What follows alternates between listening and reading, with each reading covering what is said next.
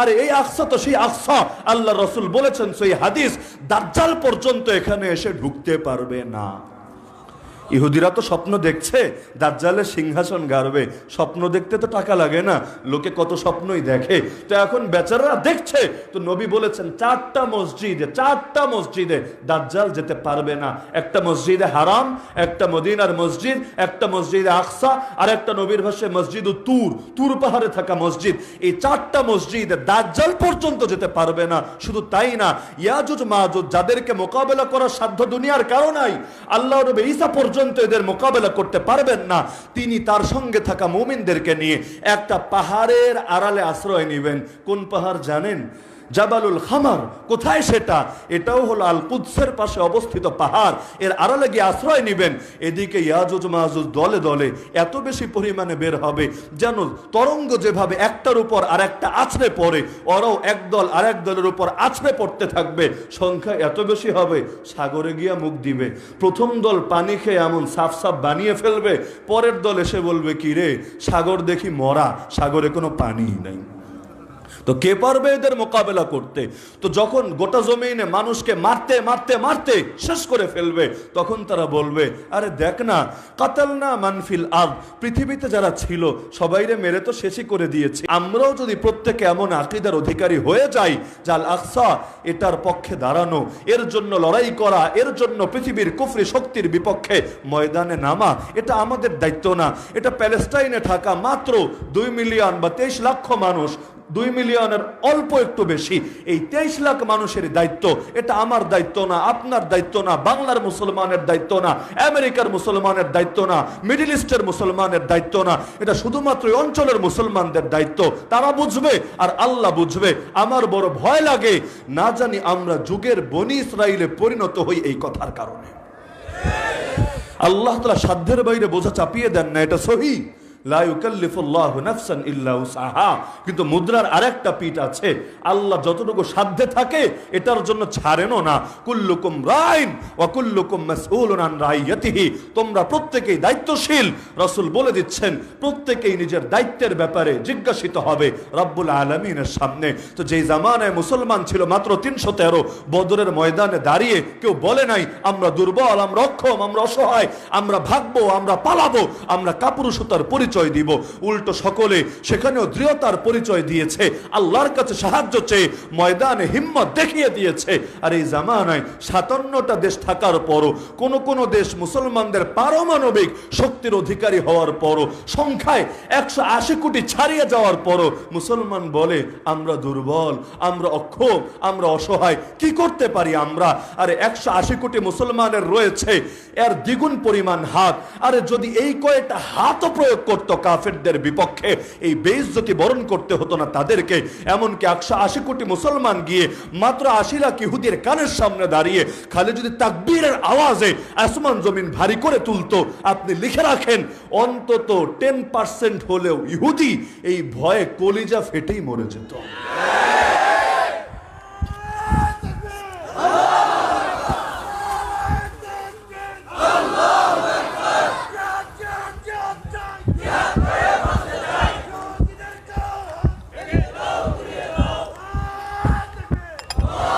কেউ বলতে পারেন তাকবীরের কি শক্তি আছে? আর তাকবীরের শক্তি জানার জন্য তো সেই খলিফা মাহদির হাদিসে যথেষ্ট। বা আল্লাহর রাসূল সাল্লাল্লাহু আলাইহি ওয়াসাল্লামের গর্দানের মধ্যে তরবারি রেখে মুশরিক যখন বলেছিল মাইয়ামনাউকা মিন্নি ইয়া মুহাম্মদ, হে মুহাম্মদ তোরে কে এখন বাঁচাবে আমার হাত থেকে? রাসূল যে বলেছিলেন শুধু একটা শব্দ, কি সেই শব্দ? আল্লাহ। এই এক শব্দে আল্লাহ এমন পাওয়ার সৃষ্টি করে দিয়েছিলেন, তরবারি আর হাতে ধরে রাখতে পারে নাই, হাতে ভূমিকম্প শুরু হয়ে গিয়েছিল, তরবারি জমিনে লুটিয়ে পড়লো। রাসূল তার নজরের সামনে তরবারি উঠিয়ে উল্টো তার গলায় ধরে বলল কিরে জালেম মাইয়ামনাউকা মিন্নি, এখন তোরে কে বাঁচাবে আমার হাত থেকে? আল্লাহর নামে শক্তি যদি না থাকে এগুলো দিয়ে কি বুঝবেন আপনি? এমনকি এই জমিন টিকে আছে কেন, আসমান টিকে আছে কেন? রাজনীতিবিদদের কারণে দুনিয়া টিকে থাকে না, অর্থনীতিবিদদের কারণে দুনিয়া টিকে থাকে না। বিজ্ঞানী আর প্রযুক্তিবিদ দিয়ে যদি গোটা দুনিয়া ভরে যায়, এতে দুনিয়া টিকে থাকে না। আল্লাহ রাসূল স্পষ্ট বলেছেন, দুনিয়া টিকে আছে আল্লাহর বরকতময় নামের কারণে। লা তাকুমুস সাআ হাত্তা ইউকালা ফিল আরদি আল্লাহ আল্লাহ। যতদিন আল্লাহ আল্লাহ বলা হবে, কিয়ামত হবে না। যেদিন আল্লাহ আল্লাহ আর এই জমিনে উচ্চারিত হবে না, সেদিন আসমানও থাকবে না, জমিনও থাকবে না। সকল নাস্তিক, বেঈমান, বামরাম, বিজ্ঞানী আর প্রযুক্তিবিদ দিয়ে যদি দুনিয়া ভরে যায়, ওদের জন্য 1 মিনিটও আল্লাহ দুনিয়া বাকি রাখবেন। তো যে আল্লাহর নামের কারণে আসমান জমিন টিকে আছে, সে আল্লাহর নামকে অবজ্ঞা করার সুযোগ আছেই বা কোথায়? ওয়ামা রামাইতা ইয রামাইতা ওয়ালাকিন্নাল্লাহ রামা ফালাম তাকতুলুহুম ওয়ালাকিন্নাল্লাহ কাতালাহুম ওয়া কাফাল্লাহুল মুমিনিনাল কিতাল ইয়া আইয়ুহান নাবিয়্যু হাসবুকাল্লাহ ওয়া মান ইত্তাবাআকা মিনাল মুমিনিন। কোরআনের জায়গায় জায়গায় আল্লাহ তো জানিয়েছেন, নবী ভয়ের কি আছে? সবাই যদি তোমারে ধোঁকা দেয় তবুও মন ভাঙবা না। ওয়া ইন ইউরিদু আন ইয়াখদাউক ফাইন্না হাসবাকাল্লাহ। সবাই তোমার সঙ্গ ছাড়লে ছাড়বে, আর যার সাথে আল্লাহ আছে তার আর দুনিয়ায় কারে লাগে।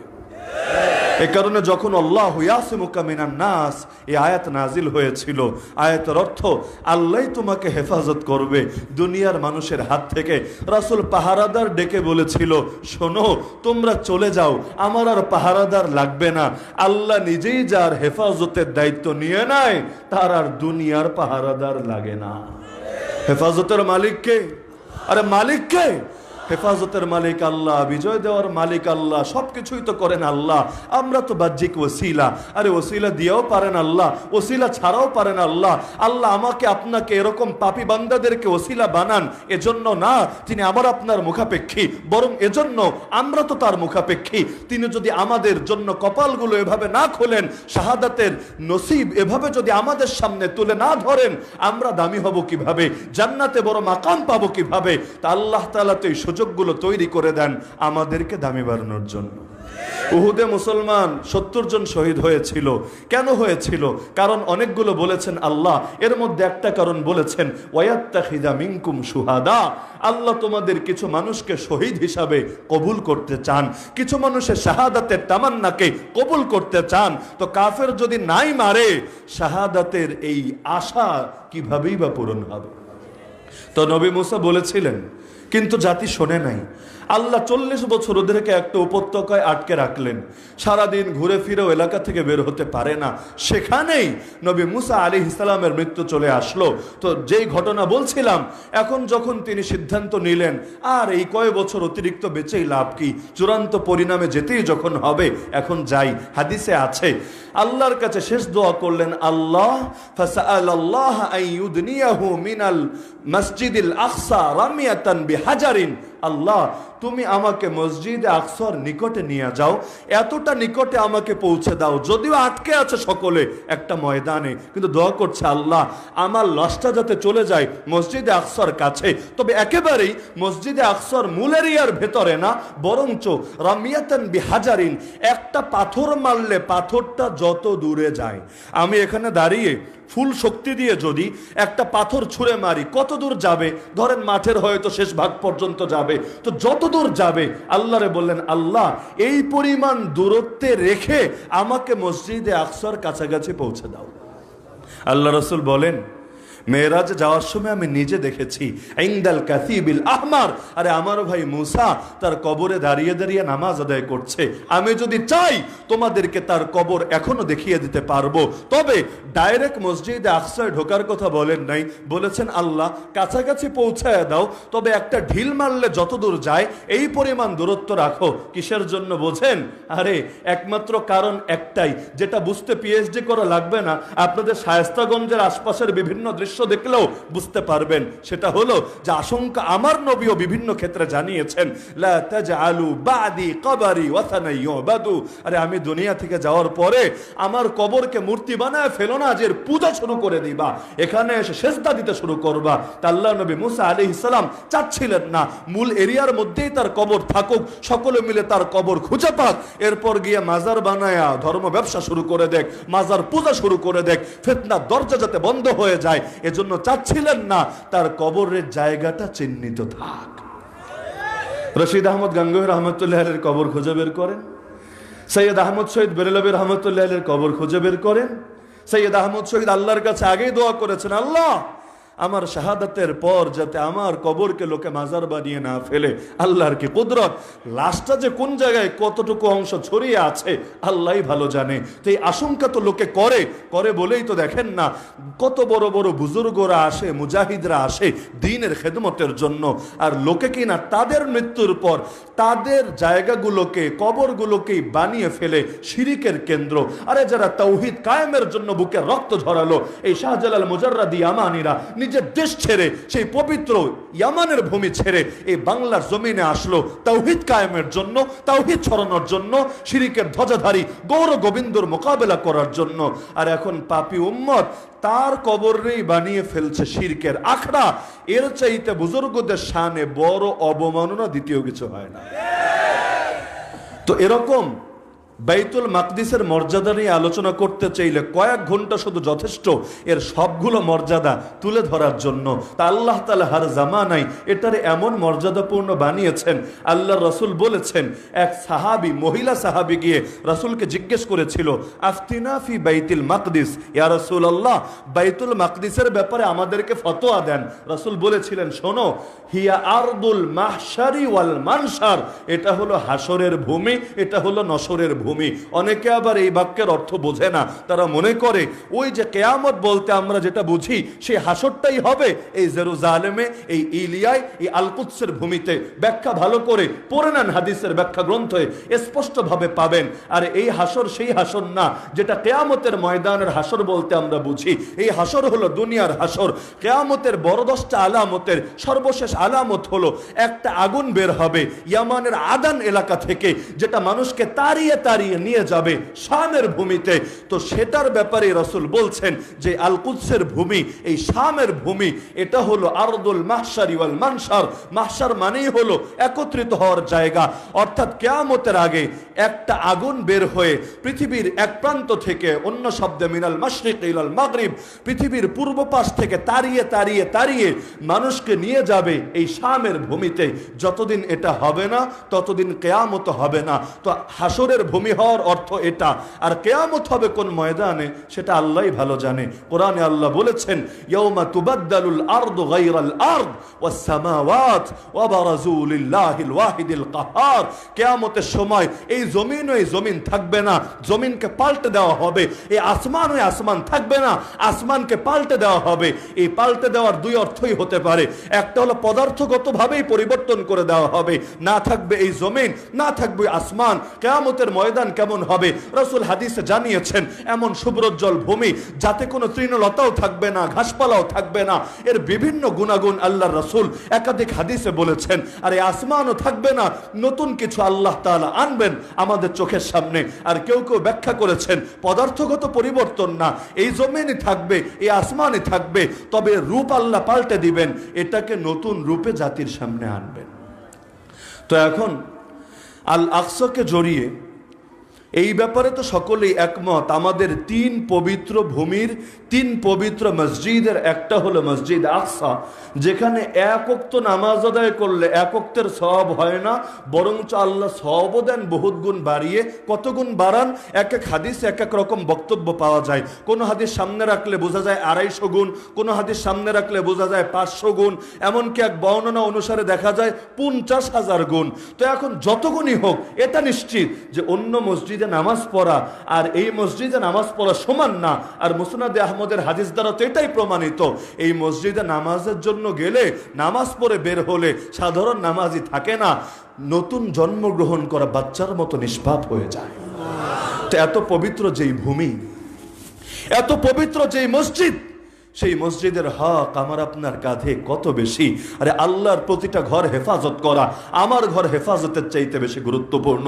আল্লাহর প্রতিটা ঘর হেফাজত করা আমার গোটা দেশকে হেফাজত করার চাইতেও বেশি গুরুত্বপূর্ণ। কত বড় দুঃখের বিষয়, একে একে মুসলমানদেরকে তো হারাচ্ছি, আল্লাহর ঘরগুলোকে রাখতে পারছি না, আল্লাহর ঘরগুলোকে হারাতে শুরু করেছি।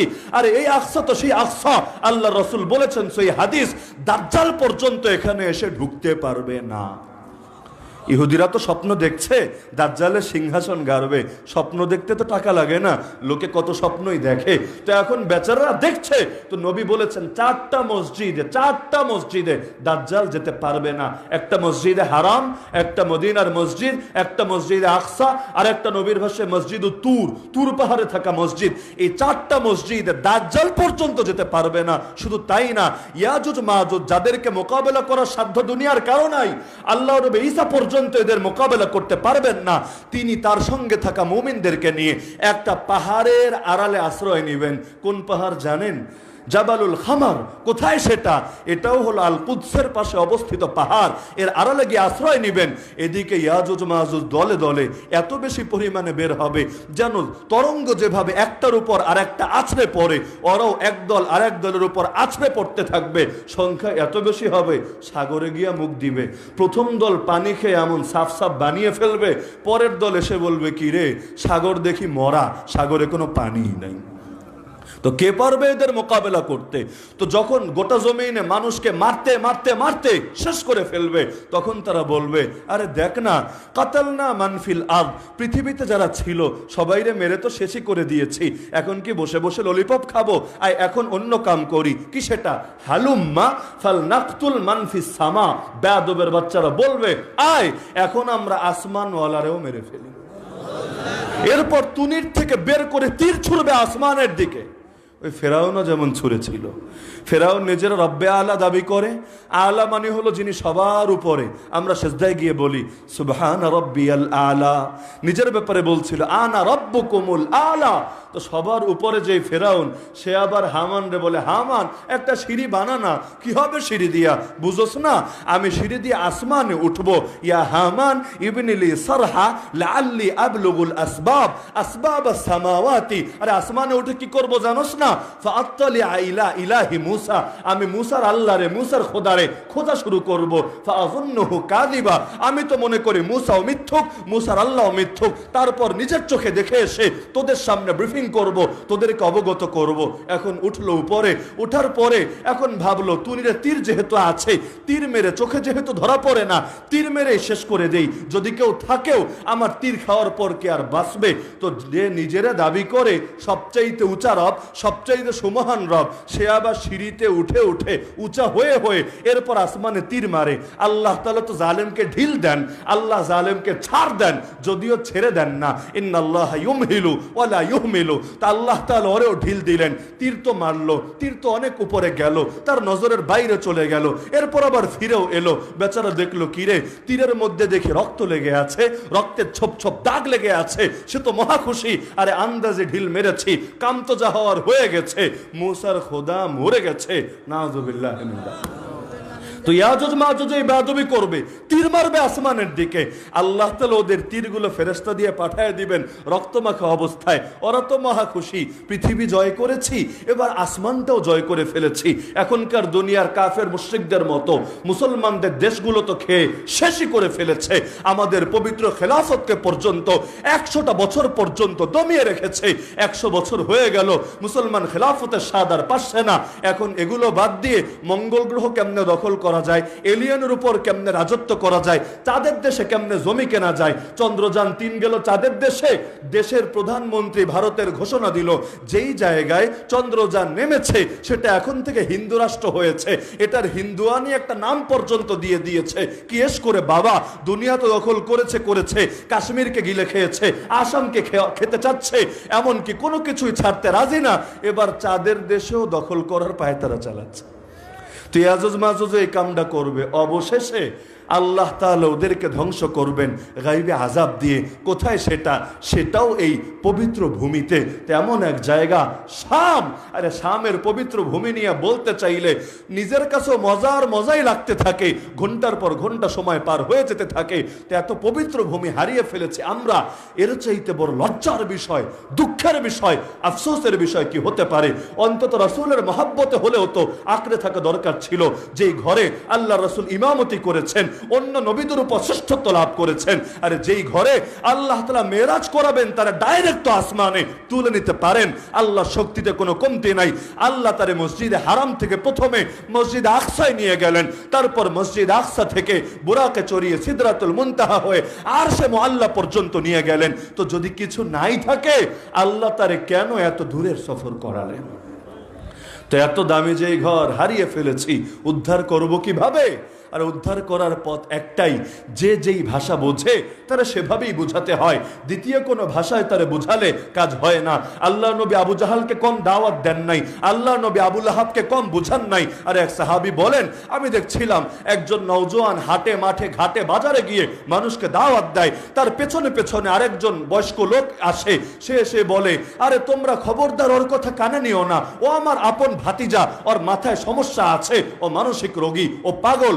কথা বলে মাটি নিয়ে তার মাথায় মাটি ছুঁড়ে দেয়, কখনো তার মুখের মধ্যে থুতু নিক্ষেপ করে। পরবর্তীতে জেনেছি যে নওজোয়ানটা দাওয়াত দিত তার নাম মুহাম্মদ ইবনে আব্দুল্লাহ, আর যে তার সঙ্গে বেয়াদবি করত তার নাম আবু লাহাব। আল্লাহ নবী কম বুঝান নাই, কম ভাষা, সুন্দর হিকমত আর মওইজাতে হাসানা ব্যবহার করেন নাই। মুসাইলিমা কাযযাব আসাদ আনসি আর বড় বড় জালেম বাদশাকে কম সুন্দর ভাষায় চিঠি লেখেন নাই, কিন্তু কাজ হয় নাই, কারণ সবাই সব ভাষা বোঝে না। আবু জাহালকে 13টা বছর বুঝালেন, কাজ হয় নাই। বদরের ময়দানে গিয়ে আর অহংকার ছেড়ে বলে, লা ইউবাদুল্লাহু বাদা হাযাল ইয়াউমি আবাদা, আজকের দিনের পরে পৃথিবীতে আর কোনোদিন আল্লাহর ইবাদত হবে না। আল্লাহর রাসূলকে আল্লাহ তখন ওকে বোঝানোর মতো ভাষা দিয়ে দিলেন, এমন শিক্ষা দিলেন যার পর বুঝতে আর কারো কোনো সমস্যা হয় না। নিজে তো বুঝলো, আল্লাহ সেই দিনকে পার্থক্যকারী দিবস ঘোষণা করলেন, এমনকি হাজারো নতুন লোকের হেদায়েতের দরজা খুলে গেল। তো এখন মসজিদ আকসাকে যদি উদ্ধার করতে চান, ওরা এটাকে দমিয়ে রেখেছে সামরিক শক্তি দিয়ে। ওরা কোনো শান্তি চুক্তিতে বিশ্বাসী না। ইতিপূর্বে একাধিকবার চেষ্টা হয়েছে। ইয়াসির আরাফাতের ইতিহাস পড়েন। ইয়াসির আরাফাতের সময় ইসরায়েলের প্রধানমন্ত্রী প্রকাশ্যে শান্তি চুক্তিতে স্বাক্ষর করেছে, যেখানে দুই জাতি দুই দেশকে মেনে নেওয়া হয়েছিল, যে প্যালেস্টাইন একটা দেশ, ইসরায়েল আর একটা দেশ। ফলাফলকে জানেন? ফলাফল হলো প্রধানমন্ত্রী যে ওদের পক্ষে স্বাক্ষর করেছিল তারে একটা জনাকীর্ণ সমাবেশে গুলি করে মেরে ফেলেছিল। কি বুঝলেন? দুই জাতি দুই দেশ এটাই মানবে না। আরে আল আকসা তো দূরের কথা, এখন প্যালেস্টাইনরা আছেই কি, ছোট একটা শহর, এক গাজার এক পশ্চিম তীর, এবারে কিছু নয়, সব দখলে নিয়ে নিয়েছে। আবার এগুলো ওদের মর্জির উপর নির্ভর করে। দেখবেন ফিলিস্তিনের বাসাগুলোতে একটা না কয়েকটা করে টাঙ্কি, আপনার ছাদে একটা করে পানির টাঙ্কি, ওদের বেশিরভাগ ছাদে কয়েকটা করে পানির টাঙ্কি। কিসের জন্য? কারণ পানিটাও ঠিক মতো দেয় না, যখন ছাড়ে সবগুলো টাঙ্কি ভরে রাখে, কারণ আবার কবে পানি পাবে কেউই জানে না। ইন্টারনেট বলেন, বিদ্যুৎ বলেন, কখন আসবে কখন যাবে, এটা প্যালেস্টাইনের নাগরিকদের ইচ্ছার উপর নির্ভর করে না, ওদের ইচ্ছার উপর নির্ভর করে। এমন দেশ যেই দেশে স্বতন্ত্র বাহিনী নাই, যেখানের উপর শাসন চালায় ওরা, তাও আবার এক দেশে দুই ভাগ করে রেখেছে, পশ্চিম তীরের উপর নিজেদের গোলামগুলোরে চাপিয়ে রেখেছে, শুধুমাত্র গাজাটাকেই নিজেদের সবচাইতে বড় দুশমন মনে করছে। তাও এই অল্প কয়টা নাগরিক, এর মধ্যেও গড়ে গড়ে প্রত্যেক 10 জনের 5 জন ওদের জেলখানায় বন্দী আছে। আবার স্বাস্থ্যগত খাতেও এত বেশি অবনতি ঘটিয়েছে, প্রত্যেক 5টা শিশুর একটা করে শিশু স্বাস্থ্যগত জটিলতার কারণে, সুচিকিৎসা না পাওয়ার কারণে মরে যাচ্ছে। আজকের রিপোর্ট দেখেন, আর শিফা নামক তাদের প্রধানতম হসপিটালটাকেও বাকি রাখে নাই, মৃত্যুপুরীতে পরিণত করেছে। আরে বাচ্চারা কোথায় গিয়ে আশ্রয় নিবে? হসপিটালের বেডে গিয়ে আশ্রয় নেয়, সেখানেও আস্ত রাখে না, বোম্বিং করে এক রাতের মধ্যে 500 জনকে কবরে পাঠিয়ে দেয়। এই বর্বরতা, এভাবে বেঁচে থাকারই কি অর্থ? এর চাইতে বীরের মতো শাহাদাত বরণ করাই তো অধিক শ্রেয়। হাজার মতো শিয়ালের মতো, হাজার বছর শিয়ালের মতো বেঁচে লাভ কি হবে? একদিন যদি সিংহের মতো বাঁচা যায়, সেটারই না দাম আছে। মাজলুমকে কেউ অধিকার দেয় না, অধিকার কেড়ে নিতে হয়। তাই তো নেমেছে আল্লাহর উপর আল্লাহর উপর ভরসা করে ময়দানে। দুনিয়ায় কি বা আছে তাদের? আর প্রতিপক্ষ এত বেশি শক্তিশালী। আরে শক্তিশালী দুনিয়ার বস্তুবাদী আর জড়বাদীদের চোখে হতে পারে, প্রকৃত মুমিন বিশ্বাস করে ইন্না কাইদা শাইতানি কানা দাইফা, জিন শয়তান হোক আর মানুষ শয়তান হোক, ওদের শক্তি, ওদের চক্রান্ত বড় দুর্বল। দেখেন না, মার্কাভা ট্যাঙ্ক বানিয়েছে, এমন ভয়াবহ ট্যাঙ্ক যেটাকে ট্যাঙ্ক বিধ্বংসী গোলামেরও কিছু করতে পারবেন না। সম্ভবত ট্যাঙ্কে আছে মোটে 400, এর মধ্যে 160টা ইতিমধ্যে মুড়ির টিনে পরিণত হয়ে গেছে। বলবেন আরে এত ভালো ট্যাঙ্ক যেটারে ক্ষেপণাস্ত্র মারলেও কিছু হয় না, ট্যাঙ্ক বিধ্বংসী গোলা নিক্ষেপ করলেও কিছু হয় না, তাহলে এই কয়টা জঙ্গির হাতে কেমনে মরির টিনে পরিণত হয়েছে? এর জন্য জঙ্গিদেরকে এত কষ্ট করা লাগে নাই। কি করেছে জানেন? ড্রোন আছে না, যেগুলো দিয়ে পোলাপানে অনেক সময় ভিডিও করে, ছবি টবি তোলে, এগুলোর একটু বড় সাইজের ড্রোন বানিয়েছে। নিচে কিছু বিস্ফোরণ নেওয়া যায়, বেশি না, অল্প কিছু বিস্ফোরণ নেওয়া যায়, এমন একটা সিস্টেম বানিয়েছে। এখন ড্রোন তো বাচ্চা পোলাপানও চালাতে পারে, এভাবে এভাবে করে চালিয়ে চালিয়ে ছবি তুলতে পারে, ভিডিও করতে পারে। এখন সাধারণ সাধারণ কাঁচা হাতগুলো ড্রোন চালাচ্ছে, আর নিচে সামান্য যে বিস্ফোরণ লটকিয়ে রেখেছে জায়গা মতো পৌঁছাচ্ছে। এই ধরেন ট্যাঙ্ক এদিকে গোলা মারে, ওদিকে মারে, ওদিকে মারে, উপর থেকে আস্তে করে ধামাকা আস্তে করে ছেড়ে দেয়। এখন বেচারারা তো এটা মাথায়ও নাই ট্যাঙ্ক ধ্বংস করার জন্য এই জিনিস ফেলতে পারে। এখন ট্যাঙ্করে ক্ষেপণাস্ত্র প্রতিরোধক তো বানিয়েছে, কিন্তু এই সামান্য গুলা প্রতিরোধক তো বানায় নাই। এখন উপর থেকে পরে মুহূর্তের মধ্যেই ওদের গর্ব সব ভ্যানিশ হয়ে যায়। অনেক মোটা টায়ারও দেখেন না, একটা তার কাটা সাইজ মতো ঢুকলে বিশাল টায়ারও, ট্রাকের টায়ার মাঝে মধ্যে ফাটে। আমাদের গাড়ির আশপাশে ফাটলেও কলিজাটা একেবারে কম্পন দিয়ে ওঠে, কখনো গ্লাস ট্লাস গাড়ির ভেঙে যায়, এমন বিকট আওয়াজ। তো এত বিরাট অহংকার সামান্য এক ড্রোনের কাছেই ধরা। ওদের সাইবার বিশেষজ্ঞদেরকে বসিয়ে রেখেছে প্রায় একটা মাস ধরে রুমের মধ্যে, সারাদিন ধরে খালি খোঁজে আর খোঁজে আর খোঁজে। কারণ ইসরায়েল হলো সেই দেশ যার কাছ থেকে গোটা দুনিয়া স্পাইওয়ার কেনে, নজরদারির প্রযুক্তি কেনে। প্রযুক্তির তো আর কমতি নাই, সারাদিন খোঁজে কিরে আমাদের সৈনিকগুলা গ্রেফতার করে কই নিয়ে গেল, আমাদের দেশে জনগণকে ধরে কোথায় হাওয়া হয়ে গেল, খোঁজে আর খোঁজে আর খোঁজে, খুঁজে আর পায় না। এখন বলে কিরে কই যে হাওয়া হলো কিছুই তো বুঝতে পারি না। আবার মাঝে মধ্যে হামলা চালায় আকাশপথে খালি মুসলমান মারে এমন না, নিজেদের লোকরে নিজেরা মেরে ফেলে। এখন ভয়ে আকাশপথে হামলাই বেশি চালাতে পারে না। আপনি বলতে পারেন যে কেন কাজ হচ্ছে না? আরে কাজ হবে কেমনে? আল্লাহ যদি চোখের সামনে পর্দা ফেলে দেন, মৃত্যুর দূত সামনে দাঁড়িয়ে থাকলেও লোকে দেখতে পায় না। রাসূল কেমনে গিয়েছিলেন মক্কা ছেড়ে মদিনায়? সুরঙ্গ খুঁড়ে তো যান নাই, গর্ত খুঁড়ে তো বের হন নাই। আরে তিনি তো রাতের বেলা লুকোচুরি করে আড়ালে তাদের সামনে থেকে ফাঁকি দেন নাই, তারা ঘর ঘেরাও করে রেখেছিল। সকলের চোখের সামনে দিয়ে হেঁটে হেঁটে চলে গেল। সূরা ইয়াসিন তেলাওয়াত করলেন, বিশেষ করে ওয়াজআলনা মিন বাইনি আইদিহিম সাদ্দা ওয়া মিন খালফিহিম সাদ্দা ফাগশাইনাহুম ফাহুম লা ইউবসিরুন।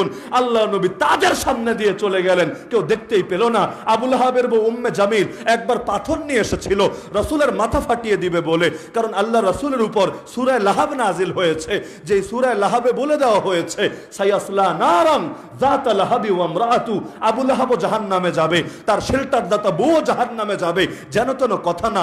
মরা মানুষের ব্যাপারে জান্নাতি জাহান্নামী বলা সোজা, জিন্দা মানুষের ব্যাপারে জান্নাতি জাহান্নামী বলা সোজা না। কারণ আল্লাহ নবীর উপর যদি দেখেন, একটাবার চিন্তা করেন, নবীর উপর আসা কিতাব যদি সত্য না হতো, নবীর মুজিজা যদি হক না হতো, আল্লাহ নবী যদি হক নবী না হতেন, অন্তত আবু লাহাব নবীর আয়াতকে ভুল প্রমাণিত করার চ্যালেঞ্জ নিয়ে হলেও একটাবার কালেমা পড়ে দেখায় দিত, দেখ কোরআন বলছে আমি জাহান্নামে যাব, অথচ আমি কালেমা পড়েছি। আর মুহাম্মদ বলেছে কালেমা যারা পড়ে তারা কেউ জাহান্নামে না, সকলে যায় জান্নাতে। কিন্তু আল্লাহর কুদরত দেখেন, মাথায় এত এত ষড়যন্ত্র, কিন্তু এই চিন্তাটাই আসলো না কারো মাথার মধ্যে। আবু লাহাব এসেছিল মাথা ফাটিয়ে দিবে, রাসূল কোরআন তেলাওয়াত করছিলেন, সূরা বানি ইসরাইল পড়ছিলেন, এই আয়াতে এসে থামলেন, ওয়াইদা কারাতাল কুরআন জাআলনা বাইনাকা ওয়া বাইনাল্লাযিনা লা ইউমিনুনা বিল আখিরা হিজাবাম মাসতুরা। এখন এসে বলে কিরে আবু বকর, তোর দোস্ত কই, তোর নেতা কই? এখানে না ছিল, এখন দেখি কোথাও খুঁজে পাচ্ছি না। ও বুঝছি আমার ভয় পালাইছে না, বইলা দিয়ে সাবধানে থাকতে, আর আমারে নিয়ে আর আমার জামাইরে নিয়ে কটু মন্তব্য না করতে। অথচ রাসূল সামনেই বসা, খুঁজে আর পায় না। তারা সাহায্যকারী তো আল্লাহ, বিজয় দিবেন তো আল্লাহ, কিন্তু এগিয়ে তো যেতে হবে, ময়দানে তো নামতে হবে। আল্লাহ কাউকে জিজ্ঞেস করবে না, ওরে শায়েস্তাগঞ্জের মুসলমান বিজয়ী কেন হলো না, সফল কেন হলো না? কিন্তু এই প্রশ্ন আল্লাহ ঠিকই করবে, চেষ্টা কেন করলা না? ওয়া লাইসা লিল ইনসানি ইল্লা মা সা ওয়া আন্না সাইয়াহু সাওফা ইউরা। চেষ্টা যা করবে কিয়ামতের ময়দানে তা পাবে। প্রত্যেকের চেষ্টাকেই তার সামনে সেদিন তুলে ধরা হবে। তো আখেরি কথা বলে যাই, আমার টাইম তো ছিল 11টা, ইতিমধ্যে বাজিয়ে দিয়েছে আপনাদেরও 12টা আর ঘড়িরও 12টা। তো এখন আখেরি কথা বলে যাই যে আল কুদসকে যদি মুক্ত করতে চান, এগিয়ে আসতে হবে, কোমর সোজা করে দাঁড়াতে হবে, যার যা আছে তা নিয়ে ময়দানে নামতে হবে। 180 কোটি মুসলমান যদি আল্লাহর উপর ভরসা করে একবার নামতে পারে, ইনশাআল্লাহ এই 80 লাখ ইহুদি কিছুতেই পারবে না তাদেরকে রুখতে। প্রফেসর নাজমুদ্দিন আরবাকান বলতেন 200 কোটি মুসলমান বসে 80 লাখ ইহুদির বিপক্ষে আবাবিল কবে আসবে এটার অপেক্ষা করে। আরে পাগল, আবাবিল যদি আসেও এই যুগে ঢিলগুলো 80 লাখ ইহুদির গায়ে না ছুড়ে এই 200 কোটি কাপুরুষ মুসলমানের গায়ে আগে ছুড়বে। সুতরাং যার যতটুকু আছে চেষ্টায় কমতি করবেন না। শুরু করেন 1 নম্বরে মুসলমানদেরকে ঐক্যবদ্ধ করার জন্য, মুসলমানদেরকে দিন বিজয়ের কাফেলায় শামিল করার জন্য। আর প্রত্যেকেই নিজেরা বয়কট করেন ইসরায়েলের পণ্যগুলোকে। পারবেন না ইনশাআল্লাহ? এখন দেখেন না, আপনাদের আবেগ নিয়ে লোকে এমন খেলা খেলে। ইসরায়েলে কোম্পানি হলো কোকা কোলা। এই কোকা কোলা আর কোক স্টুডিওর উদ্যোগে কনসার্ট করে, লাখ লোককে নিয়ে কনসার্ট করে ফিলিস্তিনের পক্ষে। এর চাইতে হাস্যকর বিষয় কি হয়? ইসরায়েলি কোম্পানি কনসার্ট করে, তো গান বাজনা গায়া আল্লাহর রহমত 4G গতিতে জমিনে নামাবে এমন একটা ভাব, গান বাজনা করে ফিলিস্তিনের পক্ষে। তার মানে কত বড় ধান্দাবাজ আর কত বড় আবেগ ব্যবসায়ী হলে এমনটা করতে পারে। তো প্রত্যেকে, বিশেষ করে ইউনিলিভার জানেন তো আপনারা কোন দেশের কোম্পানি? ফিলিস্তিনের। হ্যাঁ, ফিলিস্তিনের। এগুলোকে সযত্নে পরিহার করেন। কোক যারা খান আর খায়েন না, স্প্রাইট খান, 7 আপ খান, পেপসি খান আর খায়েন না, আরো যা কিছু আছে আর্থিকভাবে ধীরে ধীরে দুর্বল করেন। 180 কোটি মুসলমান এটা ছোটখাটো কাস্টমার না। সবাই মিলে যদি ওদেরকে আর্থিকভাবেও বয়কট করে, চাপটা মোটো যেন তেন চাপ না। পারবেন তো ইনশাআল্লাহ? আর এখানেই বসে থাকা যাবে না, দোয়া তো করতেই হবে, কোনোতে নাজেলে তো পড়তেই হবে, নিয়মিত বদ্ধ ওদের বিরুদ্ধে তো করতেই হবে। পাশাপাশি আল্লাহ যাকে যা দিয়েছেন, যাকে মাল দিয়েছেন সে মাল দিয়েও সাহায্য করবে, যাকে জান দিয়েছেন আর সুযোগ আছে জান নিয়েও দাঁড়াতে হবে। কেউ বসে থাকবেন না, নাহলে যুগের বনি ইসরাইল হওয়ার আশঙ্কা অনেক আছে। আল্লাহ তাআলা আমাদের সবাইকে স্বাধীন আল আকসায় ইবাদত বন্দেগী করার তৌফিক দান করুন।